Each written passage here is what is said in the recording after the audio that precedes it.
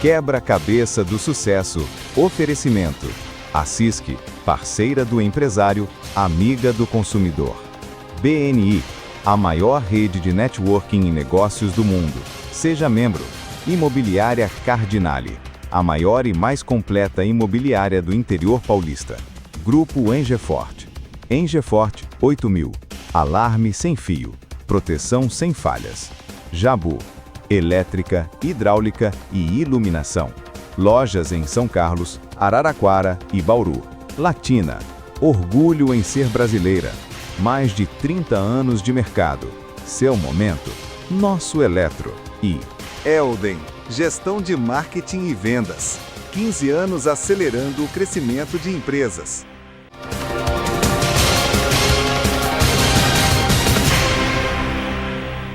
Bem-vindos ao Quebra-Cabeça do Sucesso, mais divertido e desafiador programa de TV e videocast sobre negócios da nossa região. Eu sou a Alessandra Paulillo e hoje eu vou conduzir aqui um bate-papo leve e divertido para que você monte o seu quebra-cabeça de sucesso. E o tema do nosso bate-papo de hoje é a carreira na gestão pública.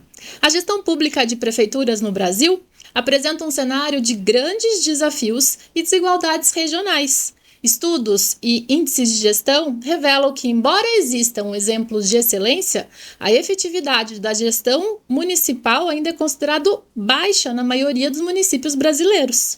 Isso quer dizer que precisa aumentar foco em planejamento estratégico, otimização de recursos e até usar tecnologia para superar desafios. Mas antes de apresentar o meu convidado de hoje e falando em tecnologia, no mundo de hoje, segurança não é um luxo, é uma necessidade. Mas quem disse que ela precisa ser complicada? Dê adeus a cabos expostos, a obras e instalações demoradas, porque chegou a linha de alarme sem fio Engefort 8000. Instalação limpa, rápido, um visual moderno e discreto que se adapta à sua casa ou à sua empresa. É a segurança profissional com a assinatura de quem realmente entende do assunto. O grupo Engefort. Peça uma simulação gratuita e proteja-se com quem sabe proteger. Para quem sonha em viver perto da natureza, a reserva do Broa é o endereço perfeito. Um condomínio de lotes, com portaria com controle de acesso, lazer completo e uma vista privilegiada para a represa. Ideal para relaxar ou curtir momentos em família.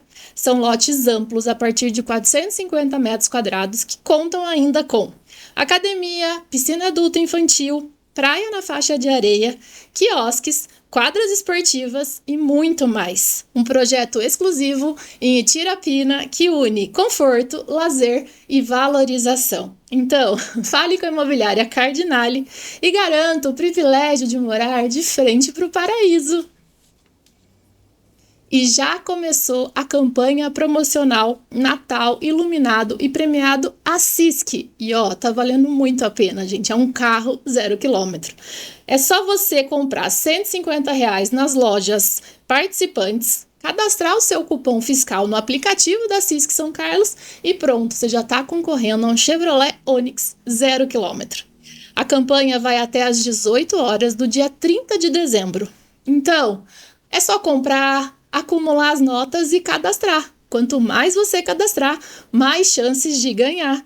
Natal iluminado e premiado a CISC. Quem compra aqui, ganha mais. Chegou o momento de eu apresentar o meu convidado. São Carlense, formado em Direito, possui uma longa trajetória como gestor público, acumulando quase 20 anos de experiência.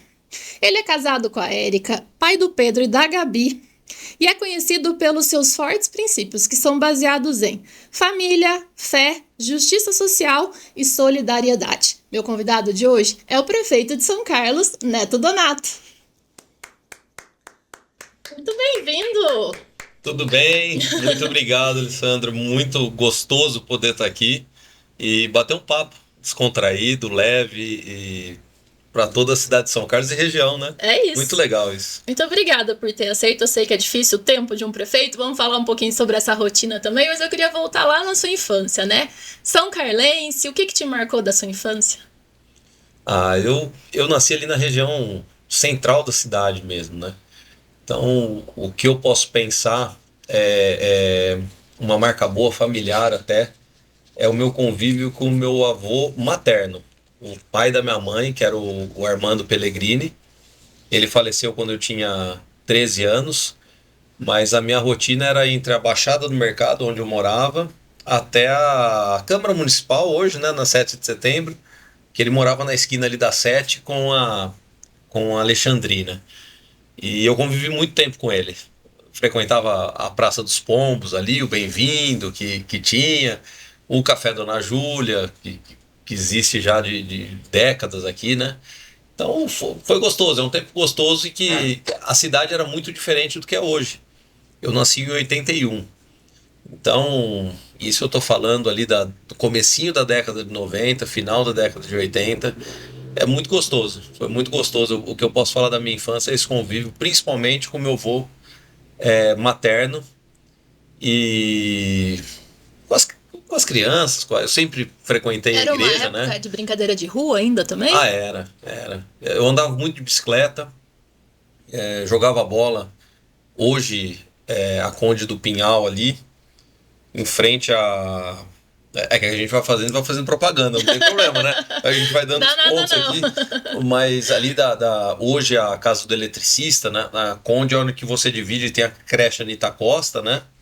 Jogava bola ali, que hoje eles são meus cunhados, mais dois amigos meus de infância, os irmãos da Érica. E a gente jogava muito. Bom, só para ter uma noção, jogar bola do lado da Marginal, na Conde do Pinhal aqui, hoje não existe essa possibilidade, né? Então foi gostoso, muito bom, brincadeira de rua mesmo e muito brincadeiras sadias, né? E você pensava em quando eu crescer eu serei tal coisa? Tinha alguma profissão Não, que te chamava atenção? não. A minha mãe fala que eu gostava muito assim de questão de policial, polícia militar, bombeiro, tal, que eu achava legal, mas não tinha, tirando o jogador de futebol, que eu acho que é um sonho de cada criança aqui no Brasil, mas não passava nada na cabeça, não. Era muito, gostava de jogar bola o dia todo, era isso que E eu com fazia. seu avô, que foi político, a distância de idade daí já era bem grande entre você e ele. Sim, não, até a distância o meu avô materno era mais velho, e até ele faleceu antes do que o meu avô paterno.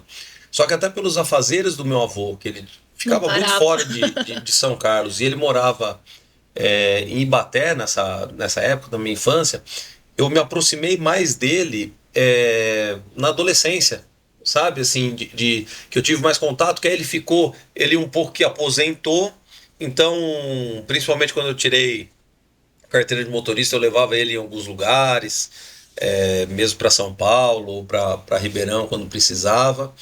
E ali a minha aproximação com meu avô, o Antônio Donato, foi mais da adolescência para a juventude. E quando você olhava, assim, sem entender muito ainda sobre política, você pensava, nossa, que legal ser político, meu Deus, não quero ser político porque não para aqui, fica viajando, cheio de coisa, ou você nem tinha esse pensamento na época? Não tinha. O que acontecia é o seguinte: como eu tenho o mesmo nome que meu avô, que foi político, todo mundo brincava, falou: ó, o político da família, olha o deputado. Aí fala muito pro universo, o universo entrega, né? Deve ser isso daí, porque até na escola, como eu sempre gostei de bater papo, de brincar com um com o outro, assim.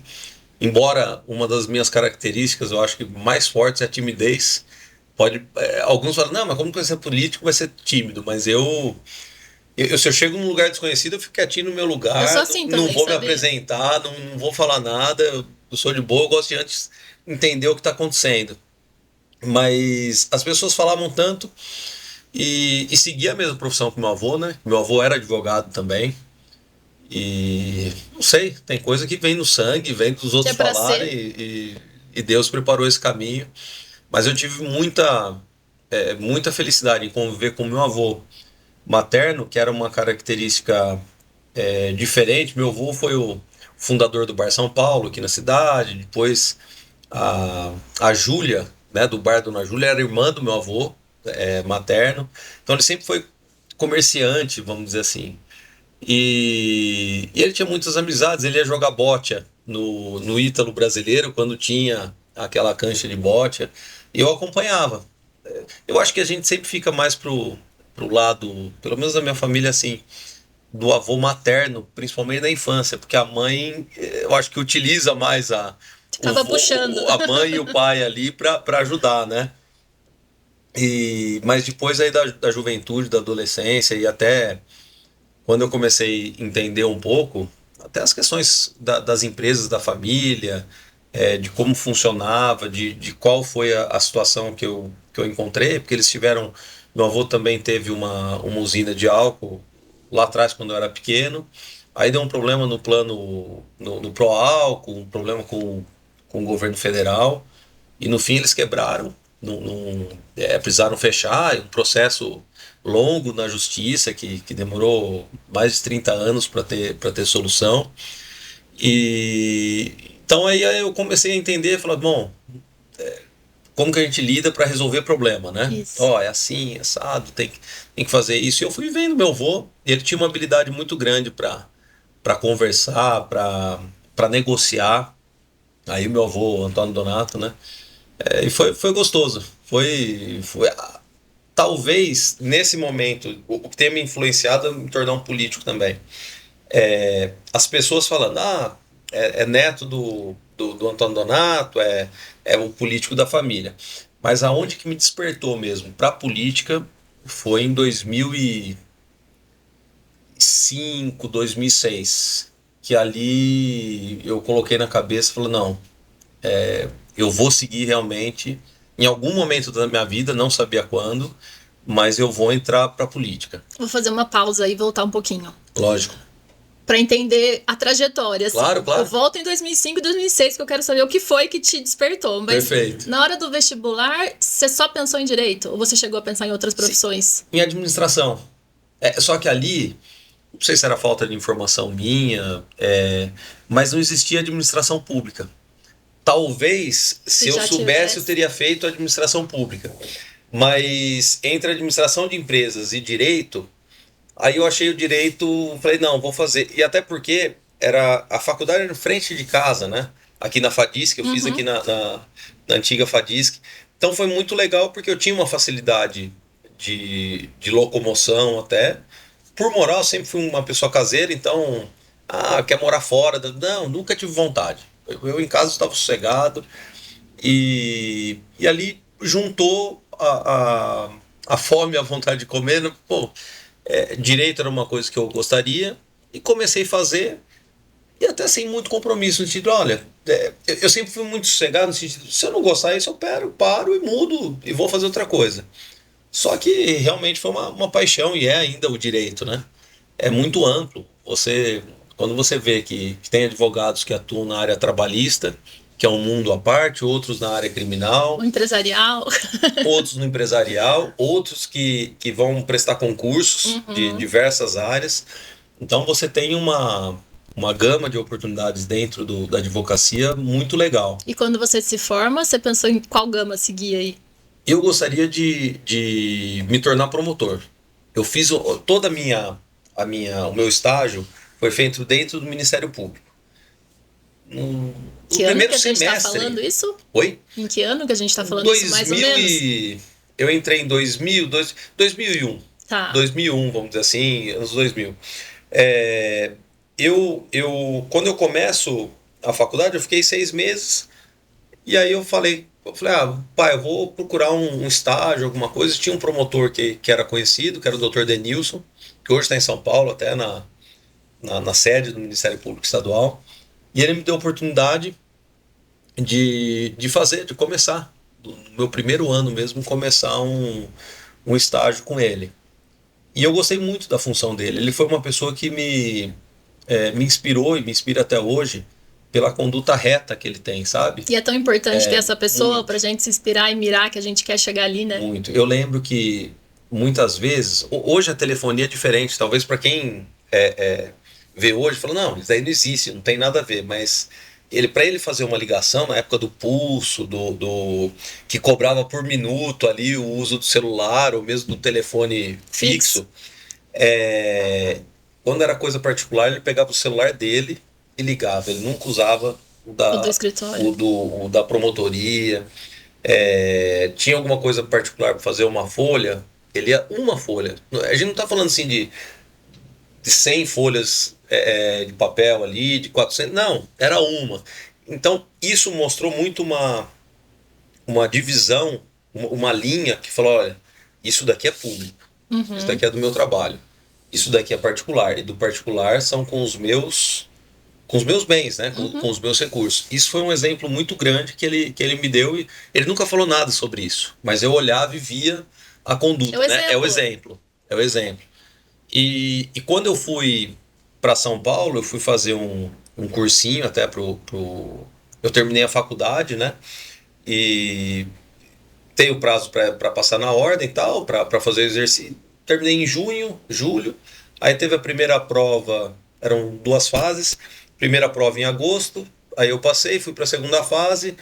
Foi em novembro, outubro, aproximadamente. Aí eu fiz, deu certo. Graças a Deus passei na primeira, que era o pessoal muito preocupado. Vai passar, porque não adianta você fazer uma faculdade boa ou tirar só nota boa. Não era o melhor aluno, mas assim, você passar, mesmo que você tirasse 10 em tudo, você não tem a ordem, você não advoga. Não adianta nada.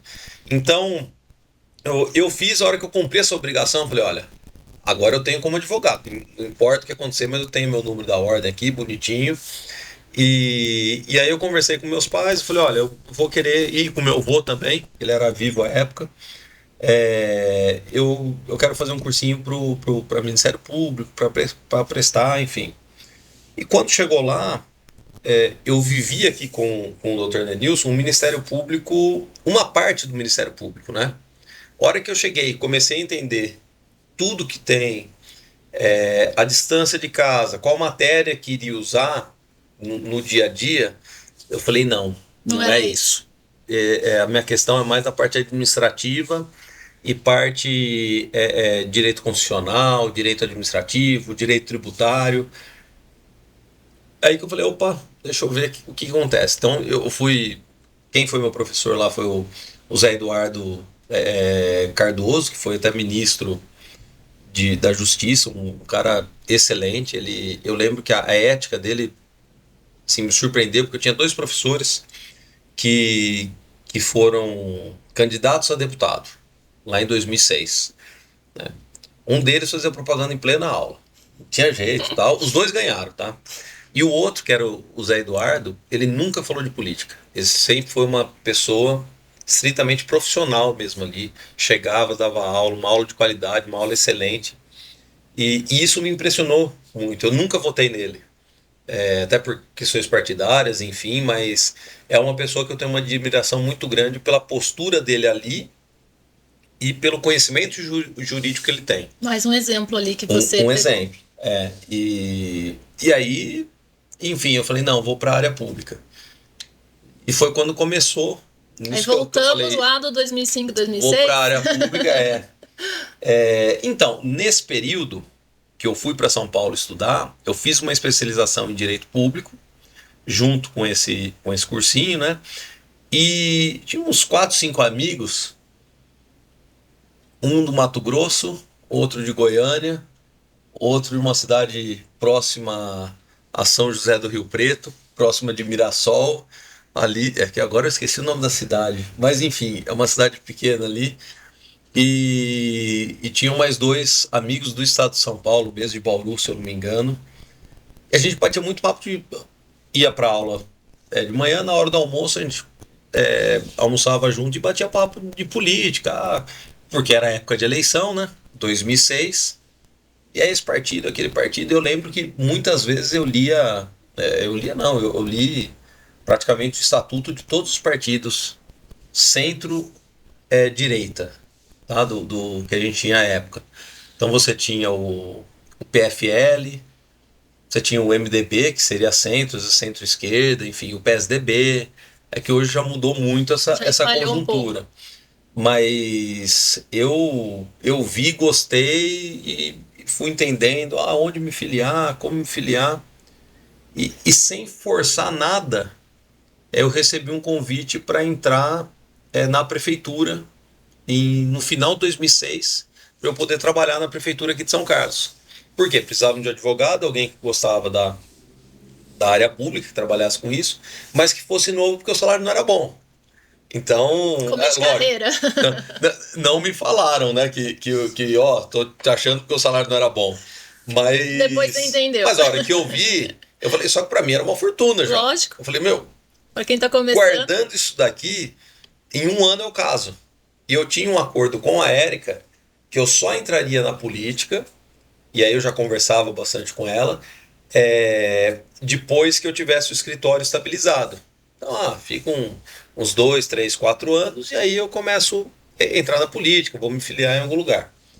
Quando chegou esse convite, e aí foi por uma amiga querida, que é saudosa professora Diana Cury, ela me ligou, procurou, falou, olha, tá precisando de um assessor, assim, para cuidar da parte jurídica, fazer um relacionamento entre o jurídico da prefeitura, jurídico da Câmara, e não sabia que era parte política, eu pensei que era extremamente técnica, né? Mas aí eu aceitei, dia 8 de janeiro de 2007. E eu caí na Secretaria de Governo com o Miller secretário, eu assessor de gabinete, cuidando da parte jurídica, mas fazendo política de manhã, à tarde e à noite. E eu passei, aí como que eu entrei, né? Dali eu não saí mais. Mas eu conversei com a Érica, falei, Érica, ó, a gente tinha um plano assim, só que apareceu isso, o salário era R$ 1.700, R$ 1.700, R$ 1.800, assim. E enquanto advogado, naquela época eu abri um escritório, eu não tinha, nem o meu avô era advogado, mas já tinha parado de E aí esse advogar, começo da carreira esse é começo difícil, realmente né? Ter seria cliente, difícil, tudo. assim, para ter um salário fixo, 13º, férias. E como era 2007, sabia que tinha um ano 2007 e 2008, que era teoricamente garantido, porque era o mandato que estava correndo. Mandato, inclusive, do ex-prefeito Newton Lima. E fiquei durante esses 2 anos ali, depois engatou mais 4, de uma pessoa que eu tenho muito carinho também, que é o ex-prefeito Barba, que é uma outra pessoa que eu tenho como exemplo, a postura, o respeito pelas pessoas que ele tem. Então foi muito legal, e fiquei 4 anos com eles lá, né? Mas é uma história curiosa, mas eu aceitei também para casar, porque eu combinei a hora que eu aceitei, eu falei, ó, então a Então gente tudo casa no ano que aconteceu vem. por causa da Érica. Por causa da Érica. A Érica é a culpada Também de eu tudo. a gente tá Mas há falando. quanto tempo que vocês namoravam ali? A gente tá falando de 2005, 2006, 2006, onde foi isso? Comecei a trabalhar, recebi a proposta final de 2006, comecei a trabalhar em 2007. Desde 99 eu namorava com ela. Entendi, tava na hora já. Então já ia fazer quase 10 anos, e a gente casou em 2008. Então foi 1º de maio de 2008. Então foi bom, foi gostoso, e aí começou a minha vida E aí, direta com ela e também dentro da política, né? e quando a gente fala da sua vida dentro da política, a gente tem bastante anos para falar e o programa não tem tempo para falar de cada um deles, mas eu queria que você fizesse um resumo rápido, assim, de quais funções você passou dentro da prefeitura ali, pra gente entender. Primeiro eu entrei como assessor da Secretaria de Governo, né? Assessor de gabinete, e fazia todo o trabalho, assim, a interlocução interna dentro da prefeitura com o Departamento de Negócios Jurídicos e também com a Câmara. Então, projetos de lei que tinham que ir para a Câmara, todo esse trabalho para explicar para vereadores, ou mesmo para fazer alteração, para ajustar alguma coisa, ajustar o que eles queriam, tanto vereadores enquanto prefeito. Aí eu comecei a fazer esse trabalho lá, atender todos os vereadores, que era uma coisa que eu fazia também. Tinha o Júnior, que é o Moacir, a Vivi, o Jorginho, que é o braço direito do Miller até hoje. Então era um grupo ali. A Mirella, que hoje é minha chefe de gabinete, ela trabalhou comigo lá atrás. E a Mirella foi interessante porque eu estudei com ela na 7ª, 8ª série, coisa assim. Depois a gente teve a oportunidade de trabalhar junto, e agora voltou. Eu tenho o privilégio de trabalhar com ela novamente. Mas a gente começou, fiz esse trabalho depois na época do Barba. Eu fiquei como diretor de departamento, direção de coordenação política e institucional. Então, além da parte da Câmara, o relacionamento com polícia militar, com polícia civil, cartório eleitoral, porque dentro da prefeitura existe esse relacionamento com os órgãos institucionalmente, até porque muitas coisas a prefeitura ainda paga aluguel para a polícia civil, paga aluguel ou fornece alimentação, por exemplo, para o corpo de bombeiros. Esse relacionamento eu fui fazendo, cuidava disso. Uma parte da área de segurança, não existia nem diretoria de segurança, depois foi criada a diretoria de segurança, só que a parte administrativa, quem tocava eu tocava a parte administrativa. A parte de entrevista ou de algumas outras coisas, aí era o diretor do departamento. Veio Danilo, veio o pastor Heleno, tiveram alguns ali, por ali. Aí chegou no final de 2012, não, 2008, 2012, que foi a gestão do Barba. O MDB, ele se separou e eu fui filiado pela Diana e pelo Miller no MDB, né? Eu tive o privilégio de ter essas duas pessoas que abonaram minha ficha aí, e aí depois eu vim conhecer o Cotrim, que eu não conhecia só por nome, mas aí começa também uma relação legal e harmoniosa aí de construção política. Mas eu fiz e pediram, tava precisando, precisava completar alguém para completar a chapa de vereador. Precisava sair e tal. E a Diana, eu sempre apoiei, assim, não por ligação política, questão familiar. E ela falou, Neto, o seu Wilson, que era o esposo dela, né, tava muito doente, falou, eu não vou conseguir fazer uma campanha diferente, eu vou ser vereadora, mas sai você para ajudar o partido também. E eu saí como candidato a vereador. E saí assim, com 3 meses para fazer campanha, né? E quieto, fiz uma estratégia lá, sem gastar nada. Que não deu muito certo? Então, faltaram 80 votos para entrar, meu acredita? Deus, quase então. Quase. Tive 938 votos. E foi uma surpresa para todo mundo. Eu falei, pô... Se eu tivesse me esforçado então, um pouquinho mais... eu não falo nem esforçado. Porque assim, eu fiz de tudo. Eu não parava em casa, trabalhava. Entendi. Só que se eu tivesse tido algum apoio no sentido até de estrutura mesmo, para eu ter uma equipe na rua, ou ter mais gente experiente para vai por aqui, vai para lá, para orientar, talvez eu teria entrado. Mas Deus faz tudo na hora certa. Sim, tava preparando. Aí eu terminei, né? Assim, fiz a campanha e tal, terminou. No começo do ano, no finalzinho do ano, Marquinhos Amaral, eles iria se tornar presidente da Câmara. Ele falou, olha, Neto, se eu for presidente, você pode assumir a procuradoria da Câmara aqui? Aí eu fiquei muito feliz, até junto com a Laide mesmo. A Laide tinha me convidado para estar junto com ela, mas o Marquinho ela falou, não, vamos fazer, fica aqui com a gente, com a Câmara.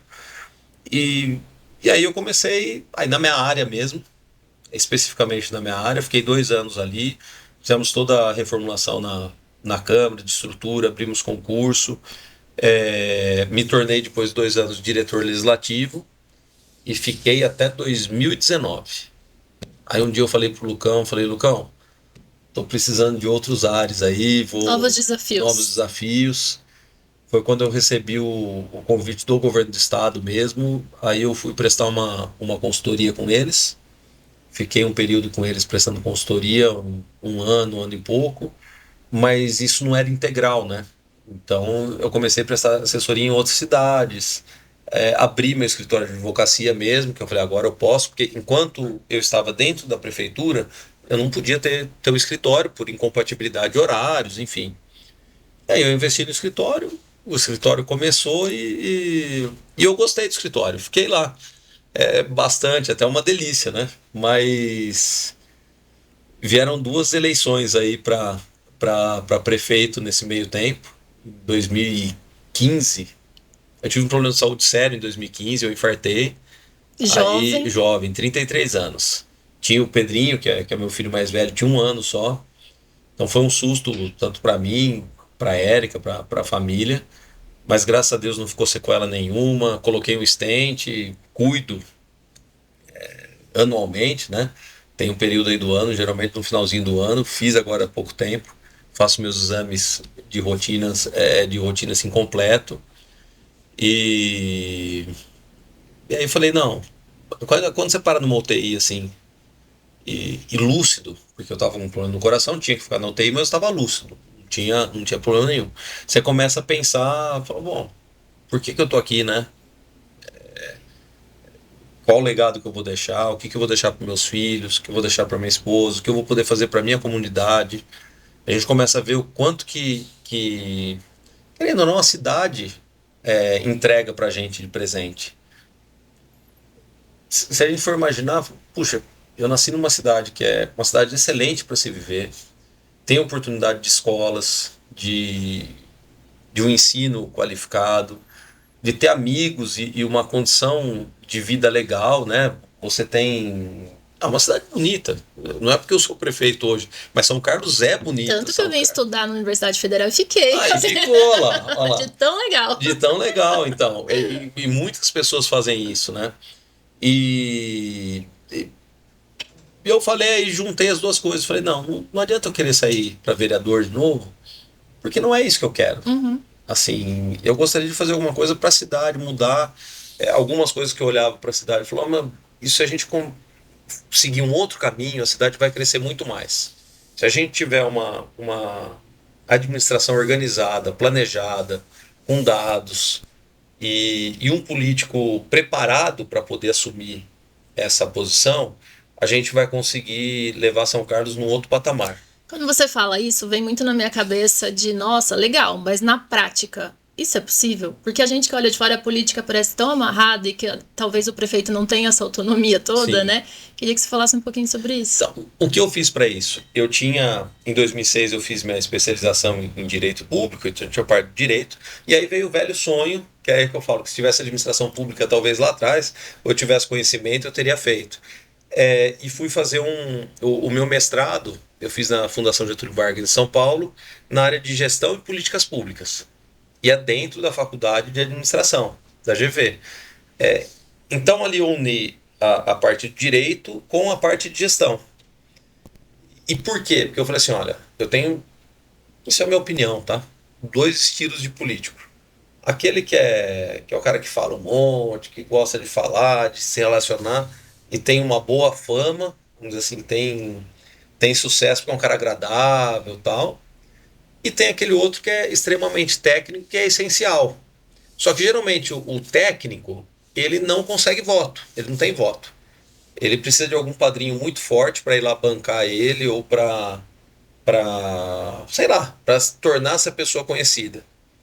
E o que eu falei? Tudo bem, eu sou conhecido aqui pelo meu avô, tenho sobrenome, embora seja muito lá atrás, as pessoas mais antigas que lembram do meu avô, né? Porque ele foi eleito ali, candidato na época, nos anos 50, 60 e 70. Então tem uma geração ainda ali que lembrava dele. E tem ali na década de 80, 86, salvo engano, foi a última eleição que ele participou. Então aí depois de 86, teve um vácuo aí, nenhum dos meus tios e nem meu pai que seguia esse caminho. Né? Pulou uma geração. Então, a hora que eu percebi, eu falei, eu preciso juntar essas duas coisas. O conhecimento político e aquilo que eu aprendi com meu avô no convívio, de relacionamento, como fazer, de ter comerciante jogo de cintura, ali. do comerciante, de tudo, mas também a parte técnica. Então, eu sempre procurei me tornar essencial na parte técnica. E me dediquei muito, assim, não tinha final de semana, não tinha horário para sair de prefeitura, enfim, de qualquer outra coisa, sempre trabalhava, dentro da Câmara, trabalhava, ia estudar, ia tentar trazer melhorias, e eu vejo que essa junção a gente conseguiu ter uma candidatura forte. Na primeira candidatura minha, prefeito, eu tive 25 mil votos, uma surpresa para todos, inclusive para mim. Lógico que a gente trabalha e quer ganhar, quer trabalhar, mas poxa, primeira vez, nunca tinha sido vereador, não tinha sido nada, sem recurso algum, com a desconfiança de todos. E a gente ter essa situação foi muito bom. Depois veio uma época de pandemia, com 12 candidatos disputando, a votação caiu um pouco, mas eu fiquei ainda em segundo lugar na eleição, né? Então, de 12 candidatos, vários experientes, eu ainda me mantive ali em segundo. Foi muito legal, e depois veio uma grande reviravolta aí, que foi chamado do Ayrton para eu trabalhar junto com ele. Justamente, não foi por causa da parte política, foi por causa da parte administrativa. Técnica. E também da confiança e da credibilidade que eu vim trazendo profissional. Não é questão, até porque eu era adversário político dele, né? Eu concorri contrário, mas quando ele me chamou, ele e estava junto a doutora Rosária, duas pessoas que eu tenho muito carinho, ela falou, olha, nós conversamos com algumas pessoas aqui e as 5 pessoas indicaram você. E eu nunca tinha visto a doutora Rosária, que era a esposa dele. O Ayrton, lógico, a gente conversava, mas nunca muito profundo, né? E ali ele me explicou o que estava acontecendo e eu topei. De cara ou teve que ir para casa pensar e refletir alguns dias sobre isso? Eu falei assim, amigo, espera até domingo para eu pensar, mas era o tempo que eu precisava para falar com a Érica só. Né? Uhum. Não tinha... Mas o coração aceitou na hora. Mas na hora. Mas para quem gosta, era oportunidade de implementar. E quando eu conversei com ele, algumas metodologias que eu acredito na gestão, e aí, volta na pergunta. voltando que você falou, né? Dá para fazer diferente. Ah, mas você consegue fazer tudo diferente na mesma hora? Não consegue. Tanto é que esse primeiro ano, a gente tá fazendo uma transição, né, dentro da prefeitura. Mas quer dizer que o Ayrton estava ruim, era ruim, ou do Altomani, do Barba, do Newton, do Melo. Não, gente. É simplesmente um outro modo de atuar. Então eu não gosto de falar mal de ninguém, não gosto de falar se um fez errado ou fez certo, até porque se eu tenho... vamos pensar assim, eu tenho 2 opções hoje, né? Hoje, 2025. Então eu posso escolher entre produtividade e performance. Tô lendo. Amanhã eu posso ter a parceria que em 2025 isso não existia. Uhum. Então não tem como eu falar que eles fizeram errado, foram mal sucedidos em tudo, porque existiam coisas, existem coisas hoje que lá atrás não existiam. Então, a época, claro, mudaria uma coisa ou outra, mas cada um fez o seu melhor, eu imagino, para a cidade, e aí é a consciência de cada um também. Mas o Ayrton me deu essa liberdade. Então a gente começou um caminho pequeno, mas na parte de gestão, na parte de relacionamento com a Câmara Municipal. E aí que eu falo que foi a grande mudança depois que eu entrei na área para secretário de governo do Ayrton, porque os vereadores, nós temos 21 vereadores aqui na cidade. Nós não vamos concordar com tudo. Nem entre os da base a gente concorda. Uhum. Agora, o respeito é essencial, sabe? Não tem como eu chegar para um vereador e falar, você não vale nada. Não existe isso. Mas você enxerga que isso vem diminuindo o respeito? Porque a gente que olha de fora a política parece que as pessoas estão perdendo a educação, o limite, o respeito. Sim, muito. De anos para cá. E é por isso que a gente precisa mudar, porque o que acontece? Um vereador ali, ele não está representando ele. Ele está representando as 2, 3, 4 mil pessoas que votaram nele. Uhum. Então a falta de respeito com a vereadora Alessandra é a falta de respeito com todos os são carlenses que votaram nela. Uhum. Mas vamos falar, a Alessandra tem algumas ideias muito malucas. Gente, as ideias muito malucas, entre aspas, da Alessandra, são as ideias muito malucas de 3, 4 mil pessoas. Mas esse pensa que o animal às vezes é mais importante do que um ser humano. Mas talvez, assim é a democracia, cada um bota a sua ideia, a maioria decide ali, a maioria pronto. decide. Então, esse convívio e esse contato que a gente estabeleceu muito grande na época que eu entrei ali em 2022, 2023, e a gente teve uma pacificação política, pacificação com respeito. Uhum. Isso que foi importante. E na sequência a gente foi construindo. Hoje a gente tem projetos prontos para um problema histórico aqui da cidade de São Carlos, que é o combate à enchente. Que nunca ninguém fez. Por quê? Porque daí realmente não dá um voto, se for ver assim de imediato. E mesmo às vezes a longo prazo não dá voto. Só que você resolve o problema da cidade. E você resolve o problema assim, quantos na Baixada do Mercado ali sofriam? É um problema econômico, de segurança, de saúde, de tudo ali. Quantos na rotatória do Cristo, quanto o pessoal sofreu, né? O McDonald's mesmo está tendo uma alteração agora, estão ficando um pouquinho mais para cima.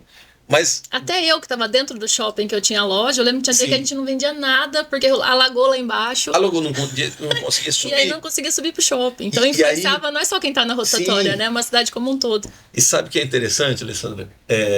Nós estamos aí há 2 anos que terminou essa obra. Foram 2 obras do governo municipal, que pega ali do Mineirinho, e depois atrás da ferrovia, e a obra da Rumo ali, que fez a abertura, né? Ah, mas por que o governo municipal não fez? Não era a função do governo municipal fazer. Ali é uma área federal e a Rumo que deveria fazer. Tudo isso daí faz 2 anos, desde 28/12/2022, que nós não temos mais enchentes ali no Cristo. E você percebe que ninguém fala? Ninguém está elogiando o Ayrton que fez ali, que Mas peitou, o legal é falou, "Vou criticar, fazer." não é? Eu acho que é isso que dá, Mas aí que tá. curtir, É da por isso que eu falo que audiência. muitas vezes essas grandes obras, elas não rendem o fruto político, Uhum. mas elas rendem o fruto da qualidade de vida da cidade. E aí é o meu pensamento, um político que se preze, que quer uma melhora para a cidade, ele tem que cuidar dessas grandes obras.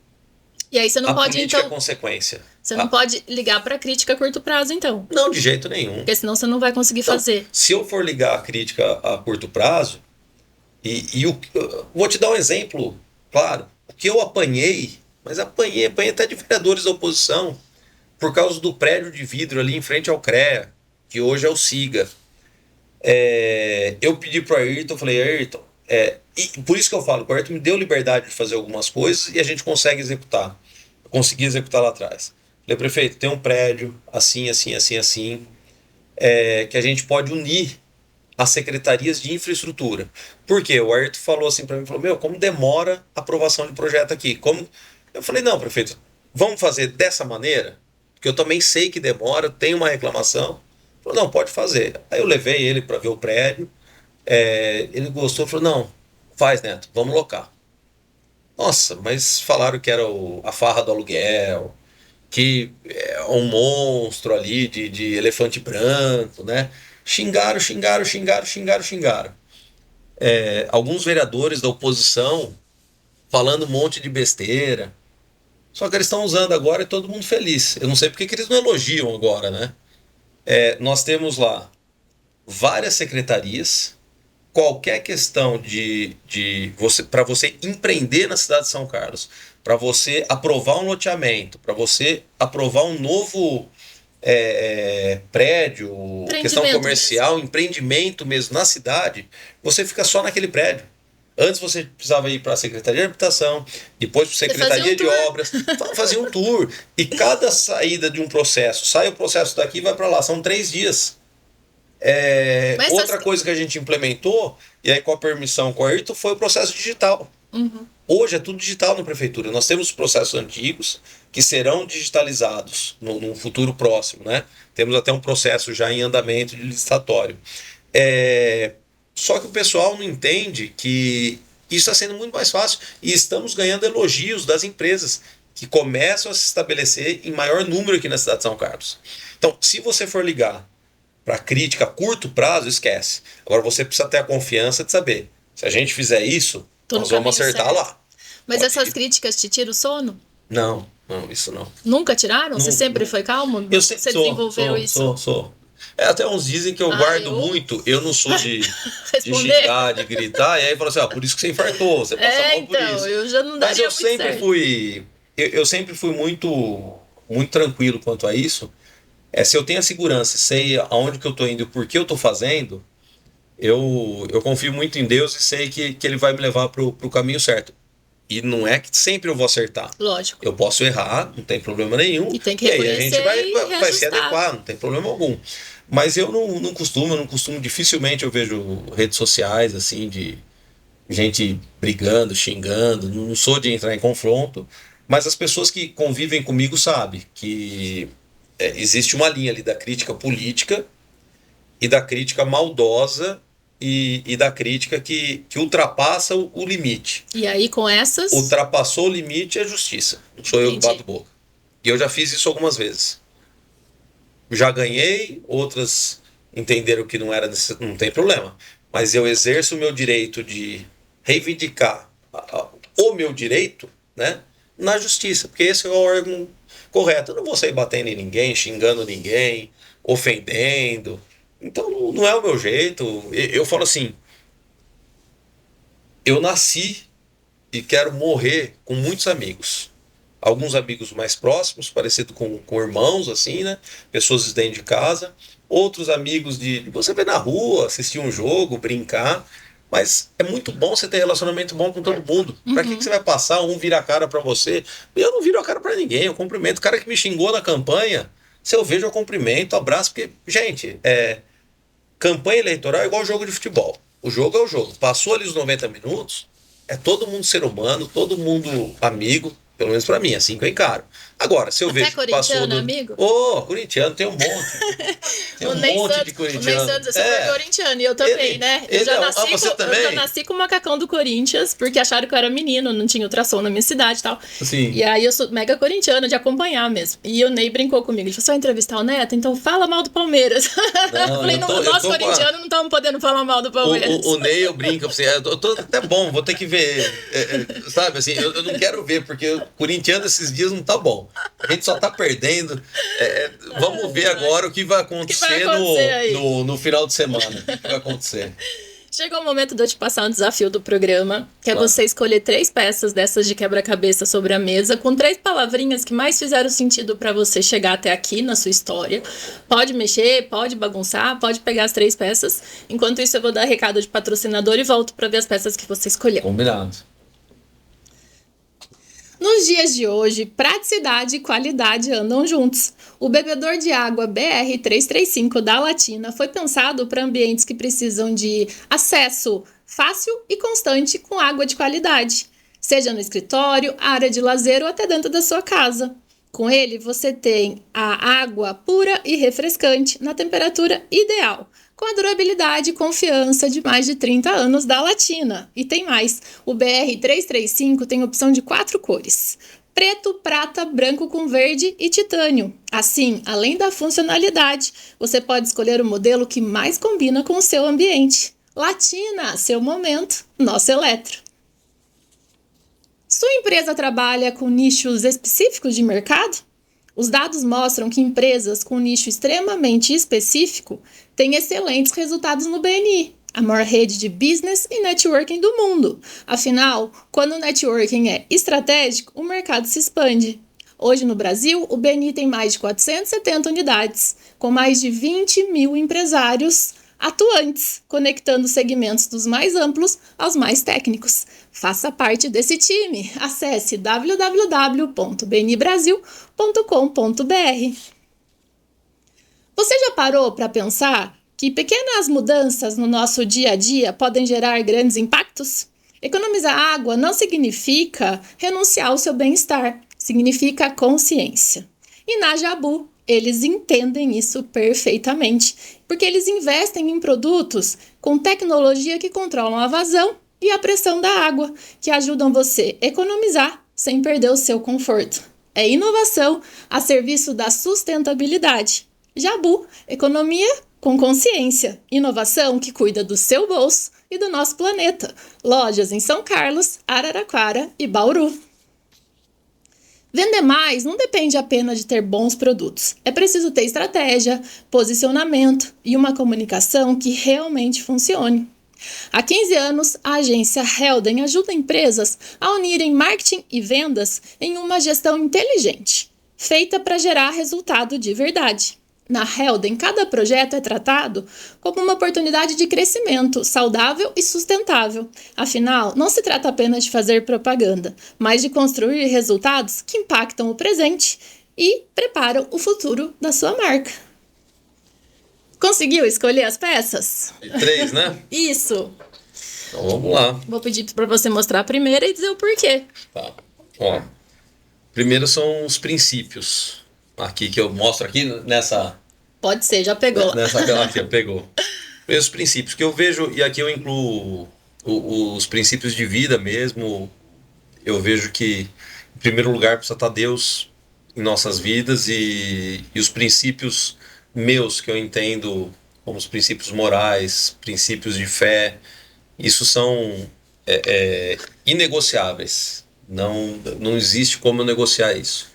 Muitos falam até, por eu ser adventista, né, e ter uma característica peculiar, a igreja de guardar o sábado, do pôr do sol da sexta-feira até o pôr do sol do sábado, muitos às vezes queriam me cutucar, mas o prefeito não trabalha no sábado, o prefeito... Não, as coisas que eu posso deixar para outro dia, eu faço outro dia. Agora, as emergenciais, não é no sábado, eu estou 24 horas pronto, como na minha profissão e qualquer outro.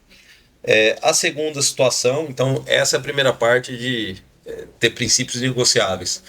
A família, que é a base de tudo, e tenho meus pais, meus avós, meus tios, primos, amigos, mais próximos assim, mas hoje principalmente a Érica, o Pedro e a Gabi, né, que é a nossa pequena família ali. Mas se a gente está bem com a família, tudo muda depois. E saber que são eles que vão nos acolher tanto nos momentos bons, mas principalmente nos difíceis. E é ali que a gente tem que deixar o nosso maior legado, a educação para os filhos. Eu vejo que não existe um presente maior de Deus do que a gente poder educar nossos filhos e deixar algo para eles, né? E a terceira é credibilidade. E eu julgo muito a minha convite que foi feito pelo Ayrton para eu estar junto com ele ali. Estou citando isso, que foi talvez o maior convite que eu recebi, né? Mas pela credibilidade que eu construí ao redor no decorrer dos anos, ao longo dos anos. Então, tendo credibilidade, eu vejo que a gente vai longe. A pessoa pode até não gostar de você, mas ela ou te pode respeita. não concordar, falar, não, mas ele tem uma conduta, Isso. e essa conduta é única. Não é aqui na minha frente é uma situação, vira as costas é outra. Então, claro, tem outras coisas aqui que a gente tem que são excelentes, mas partindo disso, a gente não tem como até organizar aqui, ó.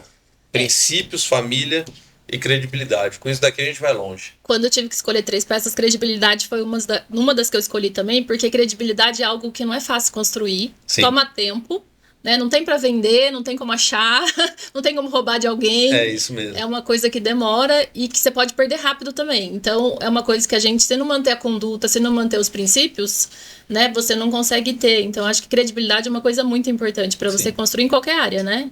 E é por isso que algumas decisões que a gente tem que tomar na nossa vida profissional, não só dentro da política, mas muitas pessoas falam assim, mas esse é tonto mesmo, é bobo, não vai chegar a lugar nenhum, é um Zé Ruela, é um meninão criado com a avó, né? O pessoal fala, com Neston e Leitinho.